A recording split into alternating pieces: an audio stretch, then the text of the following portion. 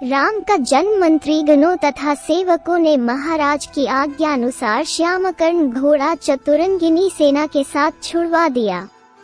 महाराज दशरथ ने देश देशांतर के मनस्वी, तपस्वी, विद्वान ऋषि मुनियों तथा वेद विज्ञ प्रकांड पंडितों को यज्ञ संपन्न कराने के लिए बुलावा भेज दिया।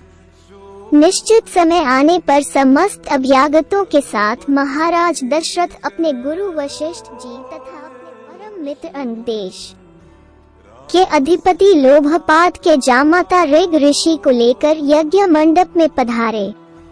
इस प्रकार महान यज्ञ का विधिवत शुभारंभ किया गया।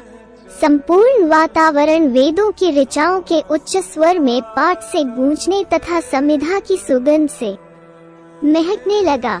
समस्त पंडितों, ब्राह्मणों, ऋषियों आदि को यथोचित धन धान्य, गौ आदि भेंट करके सादर विदा करने के साथ यज्ञ की समाप्ति हुई।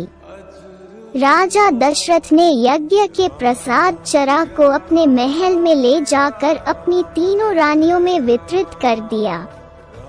प्रसाद ग्रहण करने के परिणाम स्वरूप परमपिता परमात्मा की कृपा से तीनों रानियों ने गर्भ धारण किया।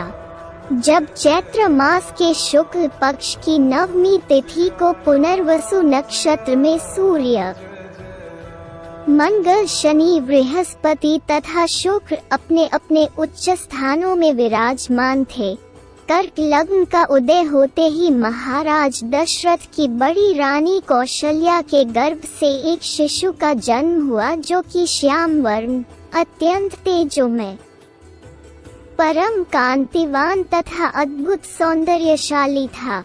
उस शिशु को देखने वाले ठगी से रह जाते थे। इसके पश्चात शुभ नक्षत्रों और शुभ घड़ी में महारानी कैकेयी के एक तथा तीसरी रानी सुमित्रा के 2 तेजस्वी पुत्रों का जन्म हुआ। संपूर्ण राज्य में आनंद मनाया जाने लगा। महाराज के 4 पुत्रों के जन्म के उल्लास में गंधर्व गान करने लगे और अप्सराएं नृत्य करने लगी। देवता अपने विमानों में बैठकर पुष्प वर्षा करने लगे। महाराज ने उन्मुक्त हस्त से राजद्वार पर आए से हुए भार धारण तथा आशीर्वाद देने वाले ब्राह्मणों और याचकों को दान दक्षिणा दी।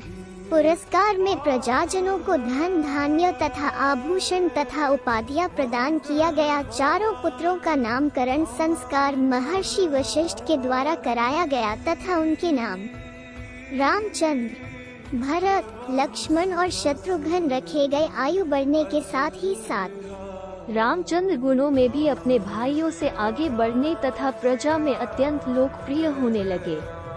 उनमें अत्यंत विलक्षण प्रतिभा भी, जिसके परिणाम स्वरूप अल्पकाल में ही वे समस्त विषयों में पारंगत हो गए। उन्हें सभी प्रकार के अस्त्रों को चलाने तथा हाथी, घोड़े एवं सभी प्रकार के वाहनों की सवारी में उन्हें असाधारण निपुणता प्राप्त हो गई।